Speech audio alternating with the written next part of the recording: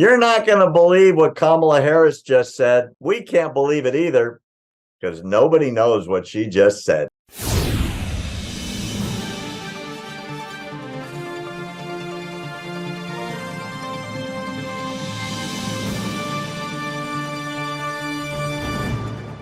Speaking of really dumb, this is a great segue. I've got to give you the quote. This is from Vice President Kamala Harris. She has made another, as they call them now, word salad at Howard University the other day.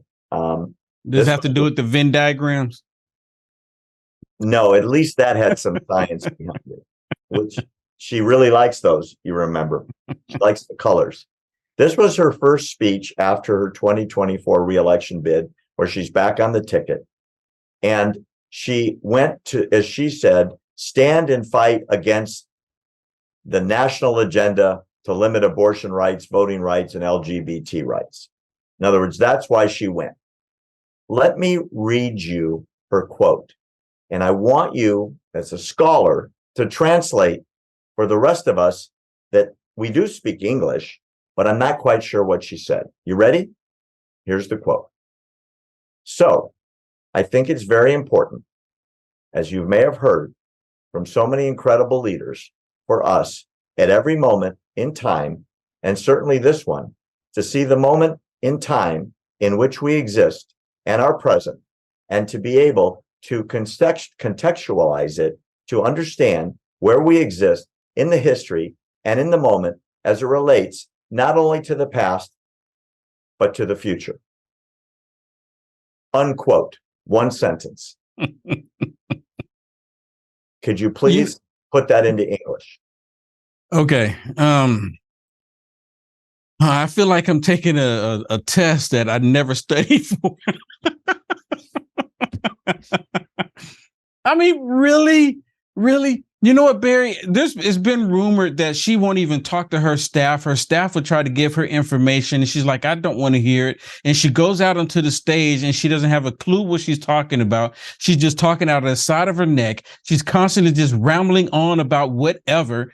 And like, if she doesn't have the answer, remember she was overseas, and they were asking her serious questions. You answer it, because I don't have an answer. It's like that with everything. So she didn't have anyone to point to answer it for her. She just rambles on about whatever. It's really interesting to me that she's going to be the front runner for Joe Biden. And they're going to push the whole sodomy, taking the life of the most innocent of us all. That's what they're going to run on, because they have it in their minds that that's the reason why the Democrats won in 2022, because of abortion, because the life of a child.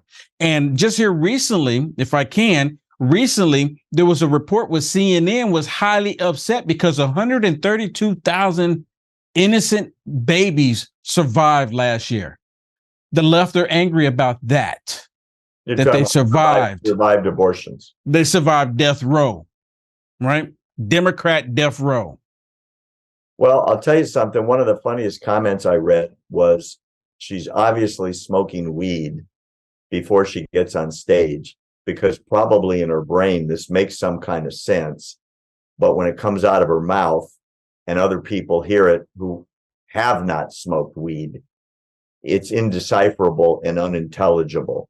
Remember, let me say this, if I can, real quick. Brag about loving to smoke weed with people that didn't even exist when she was saying she smoked weed to their music. Remember all that stuff when she was in office. Yeah. And actually, I think it was just 32,000. I think I said 132. I think it was 32,000 last year.